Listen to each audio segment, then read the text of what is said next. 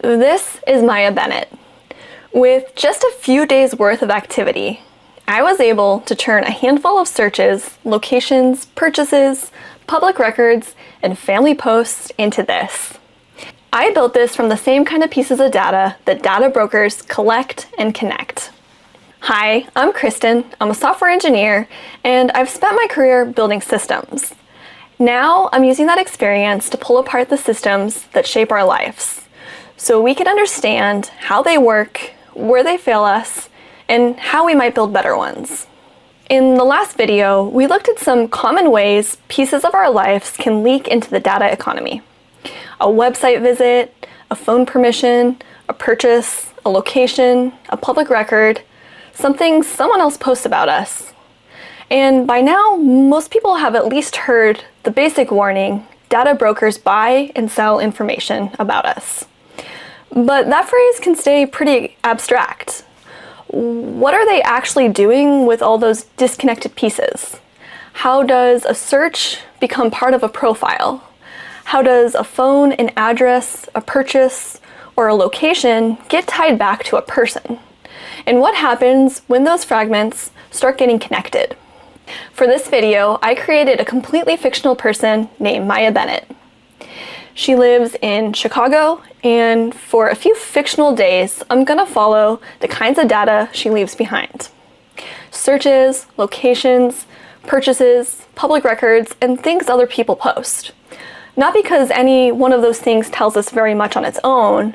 What I want to see is what happens when we start stitching those pieces together. After each chapter, I'm going to add the information we collected into an identity graph. And as that graph grows, we're going to see whether Maya just stays Maya, or whether the system starts discovering the people, places, and relationships around her. This is a simulation. I'm not connected to a real data broker, and all of the people and activity in this experiment are fictional. To build the graph, I'm using Gephi, an open source network visualization tool. Gephi isn't a data broker product. It's just giving us a way to visualize how separate pieces of information can become connected. The structure I'm building is based on the basic idea behind identity resolution. Connecting identifiers like devices, accounts, addresses, locations, and behavioral signals to people and households. And the important part isn't whether every conclusion is correct, because as we'll see, a profile can still be useful or harmful, even when some of it is only a guess. Let's start with something almost everyone does every day: Google searches. Maya hasn't been feeling great for a couple of months now. Her hands have been unusually cold, she's tired, and she's experiencing some joint pain. So she searches Raynaud's and autoimmune disease, then joint pain fatigue causes, and eventually compression gloves for hand pain. None of these searches proves Maya has an autoimmune disease. Maybe she's researching something for a family member. Maybe she read an article earlier. Maybe the symptoms disappear tomorrow. But the searches still create a pattern. Meanwhile, another phone keeps appearing on the same home IP as Maya's. That phone belongs to Daniel. At this point, we don't know what Daniel's relationship to Maya is. We only know these two devices keep returning to the same home. And while Maya is searching about joint pain and autoimmune symptoms, Daniel is thinking about something completely different. At work, there's been discussion about organizing. So Daniel searches employee rights join union organizing, then union meeting near me, and finally, can my employer see union activity? I'm going to put this information into Gephi. A node is a thing. In the graph, a node might be Maya, Daniel, a phone, a search, a location, a purchase, or an inference. In this graph, a node might be Maya, Daniel, a phone, a search, a location, a purchase, or an inference. An edge is the relationship between two things. So Maya's phone is a node. Maya is a node. The line connecting them is the edge that says the phone is associated with Maya. Right now, these two searches don't necessarily begin with the labels Maya and Daniel attached to them. They might begin with identifiers: phone A, laptop A, phone B, laptop B. Those devices can then become associated with people through stronger identifiers: accounts, logins, emails, phone numbers, and other matching signals. So in our simplified graph, phone A and laptop A connect to Maya.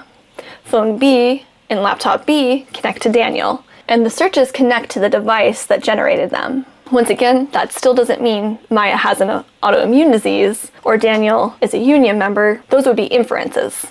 So I'm going to represent those separately: possible autoimmune or chronic health concern, and possible union labor organizing interest. And notice what just happened. We didn't start with a medical record or an employment record. We started with a handful of ordinary searches. But once those searches are connected to devices and those devices are connected to people, they begin contributing to a profile. And right now, those are still fairly weak conclusions. Searches gave us our first clues about Maya and Daniel.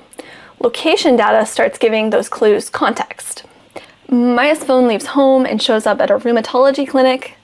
Later, that same phone is repeatedly seen at a preschool. Daniel's phone appears at a licensed cannabis dispensary. Now, none of those locations prove anything by itself, but we can start making reasonable inferences. Maya's earlier searches already suggested a possible autoimmune or chronic health concern. A visit to a rheumatology clinic does not confirm that, but it makes that interpretation more plausible. Repeated visits to a preschool suggests there may be a young child connected to Maya's household. And Daniel's visit to a cannabis dispensary may suggest cannabis use or interest, but we still don't know why he was there. Now those location signals are sitting next to the searches we already saw. Now there's another pattern hiding in the location data. At the end of the day, both phones keep returning to the same home network. That home IP becomes an anchor. It tells us these devices are probably connected to the same household, even though we still don't know exactly what Maya and Daniel's relationship is. Now the graph isn't just learning where Maya goes, it's starting to understand the structure of the household around her. Now we add the purchase data. Maya uses a loyalty account to buy moving boxes, packing tape, and premium dog food. Daniel's retail account shows a purchase of storage bins. Again, none of those purchases means very much on its own, but together, the moving supplies can suggest that the household may be preparing for a move or some other transition. And the dog food gives us another signal. This is probably a pet household. By this point, we've already seen several kinds of data that can be useful to advertisers: searches, locations, and now purchases. The dog food purchase is just an easy example of how a raw event can become an audience signal. Maya bought dog food. A system may translate that into likely dog owner, pet household, potential customer for pet products. The same thing can happen with other kinds of data too. A search can suggest an interest, a location can suggest a routine, a purchase can suggest an upcoming need. The important part is not the source of data. It's what happens when those signals are combined into a profile that predicts what Maya may want to do next. So far, the graph has learned a lot about Maya. It has connected to her searches, locations, purchases, devices, and home. It also found Daniel. His phone keeps returning to the same home IP as Maya's, and both of their activity is clustering around the same household. But there is still something we don't know. What is Daniel's relationship to Maya? This is where public records can fill in some of the blanks. We find Maya Bennett associated with the same Chicago address we already connected to the home IP. Daniel Bennett appears at that address too. We can also find an age range and a previous address history associated with them. So now the digital signals we have been collecting are getting attached to stronger real-world identity information. And then we find one more record, a marriage record connecting Maya Bennett to Daniel Bennett. And now the relationship that the graph could only suspect becomes much more clear. Daniel's not just another person whose phone happens to return to the same house. He's Maya's husband. And when I add that record to the graph, those two separate profiles become part of a much more defined household. This is what makes public records so useful in identity resolution. They do not necessarily tell us what Maya searched for or where Daniel went yesterday. Instead, they can provide the identity anchors that help connect everything else. There is still one person the graph has only been able to infer so far, the child. The preschool visits suggested that a young child was probably connected to the Bennett household, but we still do not know who that child is. Then someone else adds the missing information. Maya's mom comes over for dinner and posts a family photo. She tags Maya in the post. The photo shows the Bennett home in the background, but it also shows a young child. In the background, there is preschool artwork with a first name on it, and in the caption or comments, Maya's mom refers to the child as her grandchild. Now, several pieces that were previously separate begin connecting. The preschool location we saw earlier, the child in the photo, the first name clue, the relationship to Maya's mom, and the Bennett household. Now the graph can make a much stronger connection between that previously unknown child and Maya and Daniel. And the interesting part is that the child did not have to do anything. They did not search for anything, they did not buy anything, they did not create a loyalty account, they did not post the photo, someone else did, and that person's activity helped fill in the child's profile. At this point, we've built a surprisingly detailed picture of the Bennett household. But a data broker does not collect all of this just to admire the graph. The value is what can be done with it. Data brokers collect information from commercial, public, and government sources, combine it, and create products that can be used for things like marketing, identity verification, fraud detection, and in regulated context, eligibility decisions. So instead of selling someone a list of every individual thing Maya did, the useful product may be the profile that comes out of the other side. Maya may become part of a pet owner audience. The household may be categorized as likely moving. Daniel may fall into an audience based on interest or behavior. And this kind of categorization is not hypothetical. Congressional investigations into the data broker industry have found real consumer segments with names like rural and barely making it, tough start, young single parents, and rough retirement. The FTC has also documented health-related categories involving things like pregnancy, diabetes, and high cholesterol. That is the shift we've been watching throughout this whole video. The raw data describes the things you did. The profile turns those things into categories about who the system thinks you are. And then comes another problem. The context in which that information is used can change. Maya may have searched for joint pain because she was trying to understand a symptom. Daniel may have visited a dispensary while doing something completely legal. A purchase may have been made for someone else. But once those observations become durable attributes in a profile, they can potentially be evaluated later by someone with a completely different purpose.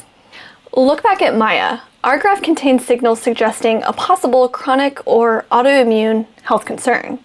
Today, federal law provides major protections around pre-existing conditions in ACA-compliant health insurance. But imagine those protections changing. Suddenly, searches Maya made years earlier, a rheumatology visit, a purchase related to hand pain, could become much more consequential.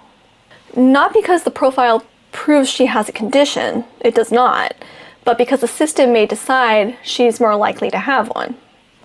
Daniel's profile contains another sensitive signal, possible union or labor organizing interest.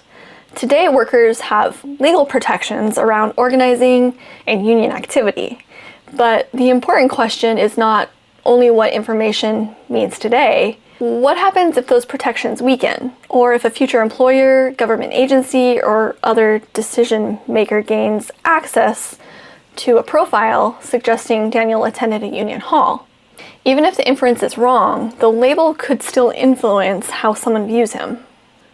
The problem is not only what a system knows about you, it's what someone with power over you can decide based on what the system thinks it knows. Daniel also legally visited a licensed cannabis dispensary in Illinois. Today, that observation might help categorize him as a cannabis consumer, but even that could be wrong. Maybe he was buying something from Maya because she was dealing with chronic pain. Maybe he was picking up a gift. Maybe he was giving someone a ride. The observation can be completely accurate. Daniel was at the dispensary. But the conclusion can still be wrong. Daniel uses cannabis. And once that conclusion becomes a part of a profile, the distinction can disappear. Laws change. Employer policies change. Governments change priorities. Rights and legal protections are not permanent. History gives us plenty of examples of protections being expanded, restricted, and reversed. So information collected while something is legal, protected, or socially ordinary can survive into a completely different environment. You are not only trusting how your data will be used under today's rules, you're trusting how it might be used under rules that haven't even been written yet. The data can outlive the protections you had when it was collected. The data point can be accurate while the story built from it is completely wrong. Up until this point, most of the Bennett profile came from digital traces, searches, purchases, loyalty accounts, public records, and other people posting things. But increasingly, there's another source of data being added to these profiles, our offline movement. And that's where I want to go next, because in the next episode, we're leaving the browser behind, and we're looking at the technology that is increasingly tracking activity in the physical world. License plate readers, surveillance cameras, shared databases, and what happens when ordinary moments become searchable data. That Behind the System episode will be out in 2 weeks. Next week, I'm switching back over to the AI experiment series where I'm testing how different small models can handle reasoning. And before you go, I'm curious, which part of the Bennett profile would bother you most if someone else had it? Let me know in the comments. Thank you so much for watching, and if you enjoyed this one, give it a like and a subscribe, and I'll see you next week.